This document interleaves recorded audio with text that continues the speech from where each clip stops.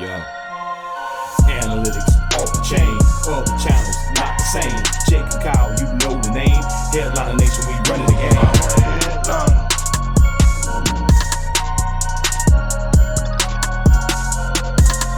I'm a headliner.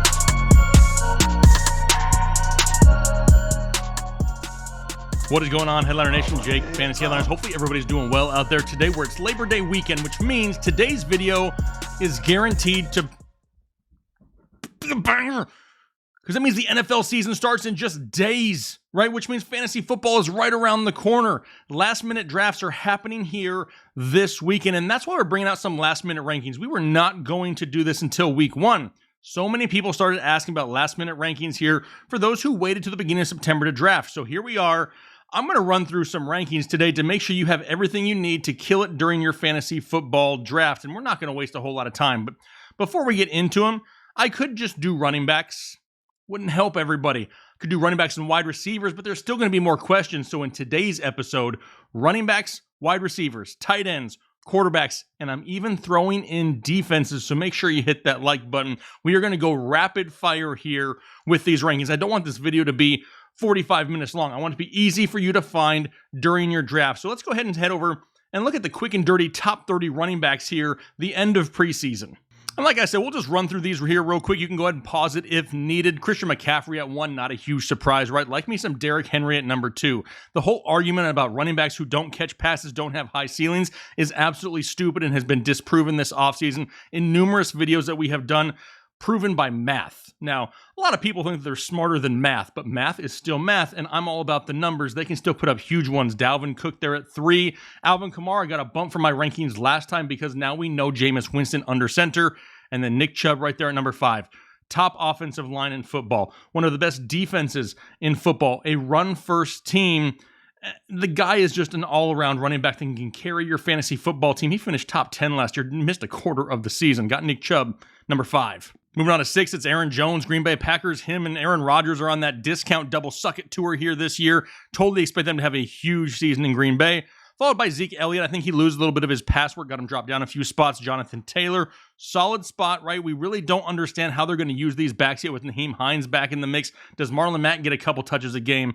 Either way, Jonathan Taylor still the best option in this backfield. Saquon Barkley, he's looking healthy. The reason he's dropped down a few spots for me, it's just that risk factor. The guys that I have above him, a little bit safer. Number 10, Austin Eckler, huge in the pass-catching game, right? Going to get a lot more work through the air than possibly on the ground, and that is okay because the guy is super efficient, doesn't need 300 touches to give you a top 12 year. Number 11, Antonio Gibson, love him for the Washington football team, and their schedule down the stretch is absolutely juicy. Najee Harris coming in at number 12, the rookie here in Pittsburgh. I think he's going to be a product of a lot of volume, right? He may not be the most efficient in this offense. The offensive line is average, I guess we could say. And they have a ton of pass-catching weapons on the outside, but he's still going to see the volume and all that goal line work. Got him at number 12. Number 13, CEH, Clyde Edwards-Helaire for Kansas City. He's somebody who's going to take a step forward here in his second year. We were off that bandwagon last year, back on it here this year, because this is where they're really going to give him like the keys to the car and be a little bit more involved in an opened up offense. Number 14, David Montgomery.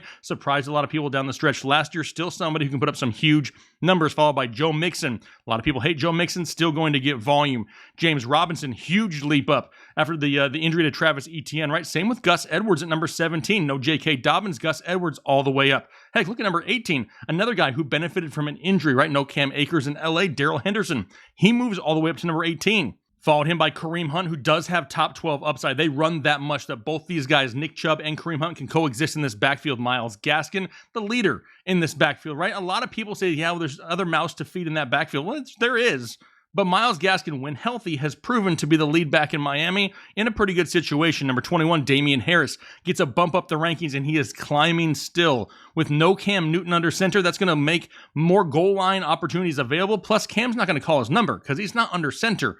Who's going to get more running plays?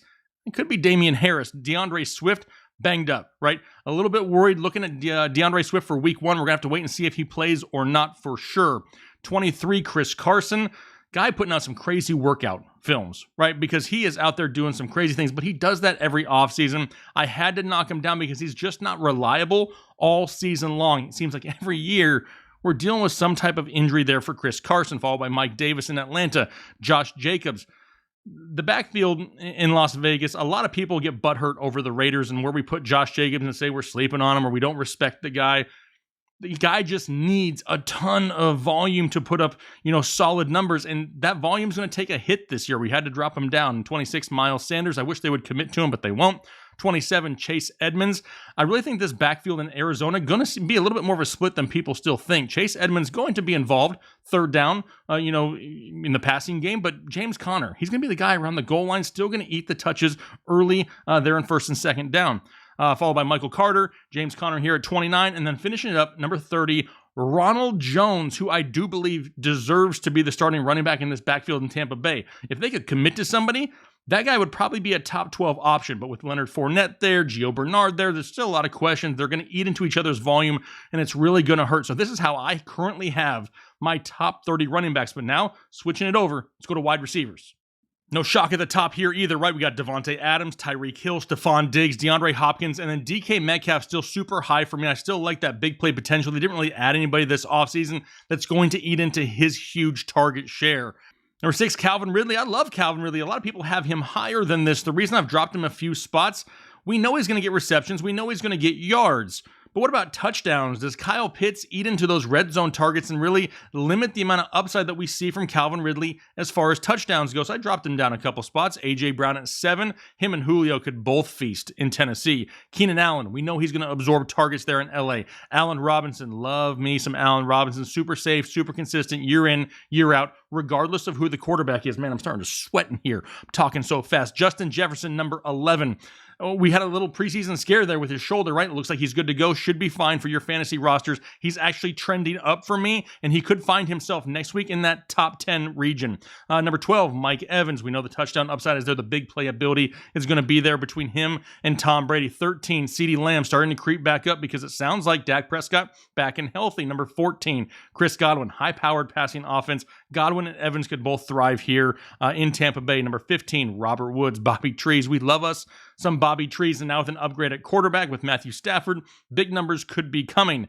Julio Jones, we talked about him with A.J. Brown, not off the Julio bandwagon by any means. If you miss on A.J. Brown early, maybe grab Julio Jones a little bit later. DJ Moore at 17 can really absorb the targets in Carolina. May not get the huge yardage, huge touchdowns, but in PPR type formats, DJ Moore, solid option. Cooper Kupp, we talked about him with Robert Woods. Great potential there in LA for some big stats. Number 19, Amari Cooper. Dropped him down because, in my opinion, CeeDee Lamb the alpha in Dallas. Now we still have Michael Gallup in the mix, Zeke in the backfield with Tony Pollard. A lot of question marks surrounding tight end. Is it Blake Jarwin? Is it Dalton Schultz? Is it a little bit of both?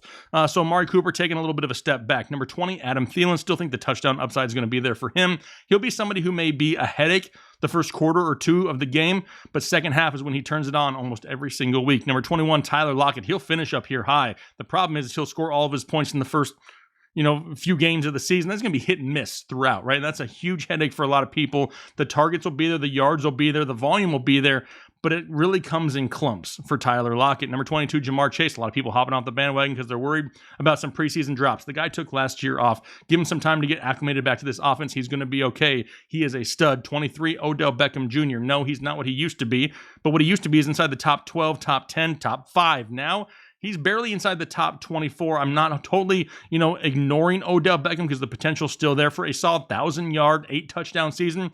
Not crazy to finish as a wide receiver, too. 24, Juju. A lot of people want to put everybody and their mother ahead of Juju in Pittsburgh. Not me. I still think Juju takes the majority of the target share in that offense. And he's going to catch them, right? Deontay Johnson struggles with drops. Chase Claypool, a big play threat, right? But Juju is going to continue to eat underneath, rack up close to 100 receptions a year. Right after him, his teammate Deontay Johnson. I don't hate Deontay Johnson. I think he's a little bit more big play dependent. Plus, we know we've seen him struggle with drops and injuries. 26, Courtland Sutton looks healthy. Coming back after the torn ACL. Looking forward to seeing that Denver offense with Teddy B under center. 27, T. Higgins. I think that multiple wide receivers can thrive in Cincinnati. Like me some T. Higgins. Same thing for 28, Jerry Jeudy. Him and Courtland Sutton both. I think Jeudy took a big leap forward with them naming Teddy Bridgewater the starting quarterback. They've had some great chemistry here in camp. And Jerry Jeudy is going to be a surprise for a lot of people later in drafts. 29, Deebo Samuel. My personal opinion, I like Deebo more than I like Ayuk this year. I like both, but but I got Debo just a little bit higher. He's a little bit more of a Swiss Army knife in that offense, and you can utilize him all throughout the field. Number 30, Kenny Golladay. Hate to have Kenny Golladay this late, but with Daniel Jones, as he take that step forward, so many other options in this offense, plus Saquon Barkley coming back. It could just be a hit and miss, inconsistent type season for Kenny G. I need a drink of water. Hold on. I had to bring out the big boy today.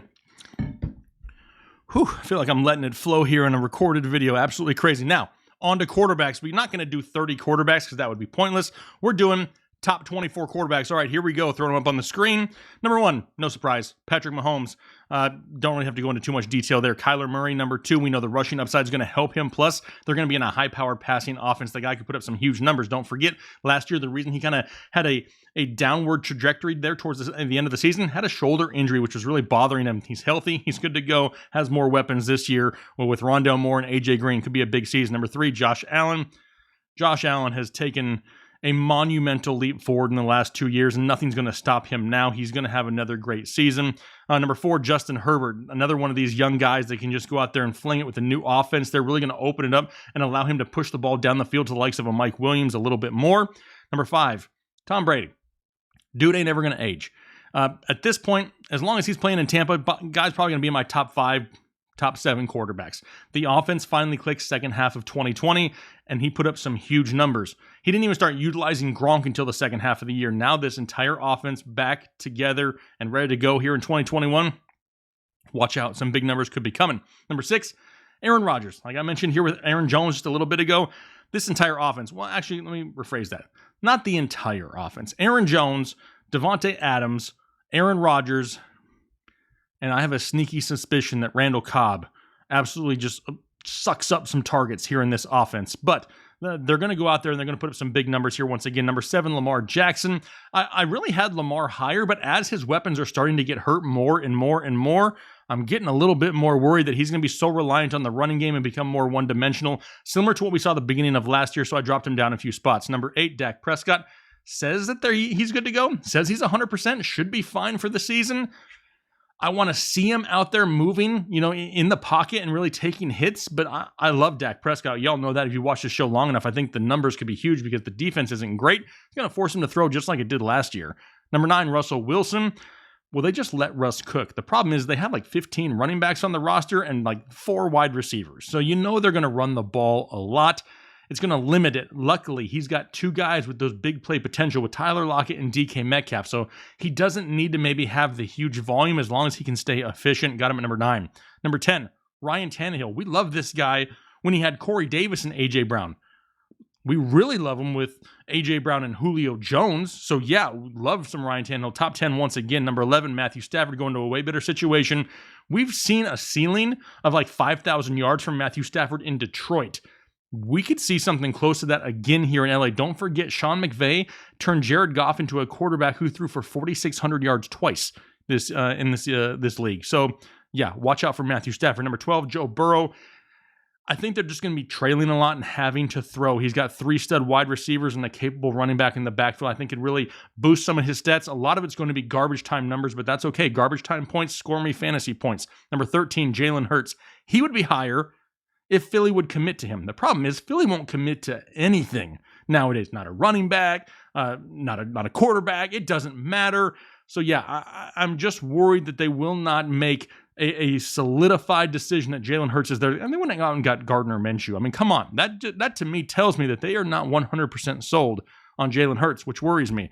Number 14, Trevor Lawrence. Another one of those situations where they're going to be trailing a lot. They're going to have to throw a lot. Beneficiary of that? Trevor Lawrence. Number 15, Matt Ryan, another offense, right? They're going to have to throw it a lot. What's their running game? Mike Davis, who's known for some pass catching ability. Wayne Gallman, they're going to throw the ball a lot in Atlanta. And Matt Ryan is going to be one of those guys who's going to be somewhat up and down. His play over the past couple seasons just it hasn't been solid, right? Got him dropped down a few spots. Not so much that I dislike Matt Ryan. Said I like a lot of the other options more ahead of him. 16, Jameis Winston. Could have him higher, right? I could, but they took out Hall of Fame quarterback Drew Brees at times for Taysom Hill. They're going to take out Jameis Winston at times for Taysom Hill. Plus, it wouldn't surprise me if Jameis struggles at all, that they just bring in Taysom Hill regardless. So had to drop him down just for that serious risk right there. Not a bad quarterback 2 option in Superflex or 2 QB leagues. Number 17, Kirk Cousins. Super safe, reliable, not flashy, not huge numbers, but you kind of know what to expect on a weekly basis. He keeps you wait until the second half, right? Big Ben Roethlisberger here at 18. Love Big Ben, but as we saw at the end of last season, as the season progressed, he slowly started to fade away. And that just worries me that there's a little bit more going on in that elbow. And the more he puts on it throughout the season, the more and more it wears down. He can't push the ball down the field. So I dropped him down to 18. 19, Ryan Fitzmagic of the Washington football team. Going to be a lot of interceptions. Going to be a lot of deep balls down the field as well. Love me some Fitzmagic. Number 20, Tua. I think he takes a huge step forward. A lot of people just forget about Tua, and they totally discount everything he went through just to get to last season with no offseason. Didn't play half bad. I expect him to have a huge step forward in an improved offense. 21, Sam Darnold. Don't forget about Sam Darnold. He sucked with the Jets, but he was with Adam Gase. And Ryan Tannehill also sucked with Adam Gase, and now Ryan Tannehill is a top 10 quarterback. 22, Derek Carr. Not another one of those names, just not sexy, right? But can he force the ball down the field to Henry Ruggs? We know about Brian Edwards, Hunter Renfrow. They have a couple options. We know about balls to the Waller. He's going to have an opportunity to throw for a lot of yards, 4,000 plus yards, 25 touchdowns or so. Safe floor for Derek Carr. 23, Zach Wilson. I think Zach Wilson surprises a lot of people. I love what I've seen from him in the preseason. He's poised. He looks like he's ready for the NFL game. And then 24, Daniel Jones. I'm not convinced completely that he's ready to take that huge leap forward and get up inside the top 12. He's got the weapons to do it. I just haven't seen it yet, and I've seen too many lapses in judgment to really make that call to put him much higher than right here. But now, man, it's like a marathon here. I didn't expect this show to be so much talking. On to tight ends. Here we go. Going top 20 tight ends, the football kind. Number 1, Travis Kelce. Surprise? No, really shouldn't be. Number 2, Darren Waller. Also shouldn't be a surprise. 3, George Kittle. 4 is where I have Kyle Pitts.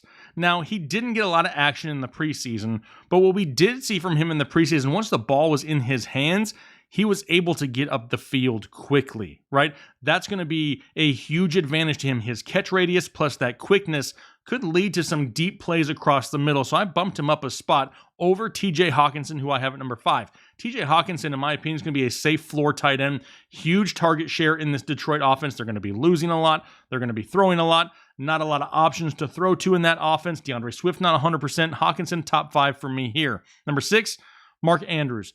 And really, this depends on the health and the availability of Rashad Bateman. When Bateman comes back, that's really going to hurt Andrews in the red zone and the touchdowns, which is where he's thrived for the last couple of years. So I had to bump Mark Andrews down here. A little bit more weapons coming in Baltimore. What about Logan Thomas? Logan Thomas in a high-powered offense with a great second-half schedule. We saw Fitz look for him here in the preseason. I expect a lot of the same. And don't forget, it doesn't take a whole lot to become a top 10 tight end in fantasy football. 600 yards, 5 touchdowns, probably going to put you inside the top 10, top 12. We're not saying these guys are going to have huge seasons, but top 10, top 12 seasons. Number 8, Big Bob Tonyan. He was so touchdown dependent last year, but he was so efficient, right? The guy had like 59 targets and caught 52 of them. It was something super crazy. It was 57 to 52, whatever it was. Great efficiency. Can he duplicate that? That's going to be tough. And if he doesn't score the touchdowns, he's going to drop a few spots. That's why I got him right here, number 8. Number 9, Gronk. Not going to be used a whole lot, but he's going to be used in the red zone, and you know his boy Tom Brady's going to be looking for him. Another top 10 season for Gronk, got him at number 9. Number 10, Noah Fant, I would have him higher, but now he's sharing with the likes of a Cortland Sutton, Jerry Jeudy, so it's going to drop him down just because there's other options in this offense. The last time Noah Fant was a thing in this offense, it's because there was no other options, right? Cortland Sutton was out last year, Jerry Jeudy struggling in his rookie year to start. So yeah, Noah Fant was a thing. Now there's more guys there in town. He's not getting all the target volume. Number 11, Dallas Goedert. If you're feeling fancy, or Dallas Goedert if you're a pissed off Eagles fan. Either way, I had him higher earlier in the offseason. Then they brought back Zach Ertz. Why did they bring back Zach Ertz? It makes no sense. Whether it's going to be trade bait later on, whatever it is, he will eat into the targets of Dallas Goedert, so I had to drop him down a few spots. Number 12, Gerald Everett. Great chemistry this offseason here with Russell Wilson. Huge red zone threat as well. We talked about DK Metcalf, Tyler Lockett earlier. Gerald Everett, another one of these guys that can push the ball down the field. Number 13, Tyler Higbee. a great opportunity for him to see more targets in this offense with Matthew Stafford, but Robert Woods, Cooper Kupp still the main beneficiaries in that offense. Number 14, Jonnu Smith being used all over the field, and I really like that this transition to Mac Jones for the tight ends in New England. Got Jonnu at 14, 15, Jared Cook, high-powered passing offense in LA. Number 16, Mike Gesicki. Loved Gesicki last year, but now he's got a lot more people to share targets with, right? Will Fuller, Devontae Parker, Jalen Waddle now in the mix. It's just a headache, and I don't think he sees consistent volume. That's why I dropped him down to 16. 17, Eric Ebron fighting for targets with Juju, Deontay, Claypool in that backfield. Najee Harris now going to absorb a ton of volume in the backfield. Had to drop down Eric Ebron. 18, Anthony Firkser. I think he's somebody who really takes advantage of the middle of the field. With Julio and A.J. Brown on the outside, Firkser could absolutely eat on the inside. 19, Adam Troutman. Kind of a hit or miss, boom or bust type option. The potential is there, but so is that bust potential, and we just don't really know what to expect completely in this offense. Got him down to 19. And then number 20, Hunter Henry. Talked about the tight ends here in New England. He's definitely someone who's going to benefit with Mac Jones and our center. Don't want to forget about him. He's constantly banged up, but he is somebody who could produce some decent numbers when healthy. All right, here we go. We'll wrap it up with the defense's first team up, Tampa Bay. I mean, they brought back their entire defense that looked dominant in the Super Bowl. They really clicked second half of the year. Got to put them at the top. Number 2, the Los Angeles Rams. When you got Aaron Donald and Jalen Ramsey, you make things happen. Number 3, the Washington Football Team. They are a scary front seven. Do not sleep on the Washington Football Team. Number 4, Cleveland Browns. Everybody wants to hate on the Cleveland Browns, but they have a super solid defense. And that pass rush with Clowney and Myles Garrett, it's going to be scary as well. Number 5, the San Francisco 49ers finally getting healthy. Can they stay healthy? Got them right there. Number 5. Number 6, the Pittsburgh Steelers. Another solid offense, right? That's kind of what Pittsburgh is known for. 7, the Miami Dolphins, right? The Dolphins, one of these teams that quietly been getting better and better on defense over the past few years. Right now, sitting at number 7. Number 8, the Indianapolis Colts. Another scary pass rush. 9, the Baltimore Ravens. Overall, always going to be one of those top 10 defenses, right? In my opinion, had to drop them down a few spots. Don't exactly love what I've seen so far from the Baltimore Ravens. It's going to really, dictate how we move forward with this offense. And if the offense can move the ball, if the offense is constantly struggling and forcing the defense to be on the field more, that's where I'm going to start getting a little bit more worried. Number 10, the New England Patriots. A lot of guys back that they did not have last year. 11, the Los Angeles Chargers. Another defense that people just don't want to give any credit to. We'll give some credit to the Los Angeles Chargers. Got them at number 11. And then number 12, the Buffalo Bills, who, the Bills are going to be overall one of the best teams in football here this year. They can do things in the secondary. They can rush the passer. They're definitely a team that's going to be, a top 10, top 12 team almost every single week all season long. Whew. Well, now that I've completely started to sweat here inside with the air conditioning, after reading through rankings for I don't know however many minutes it was, hopefully that was enough to help get you by here through everybody who's drafting here this week. I want to remind you, though, and it's on every slide, these are not my rankings for week 1 of the NFL season.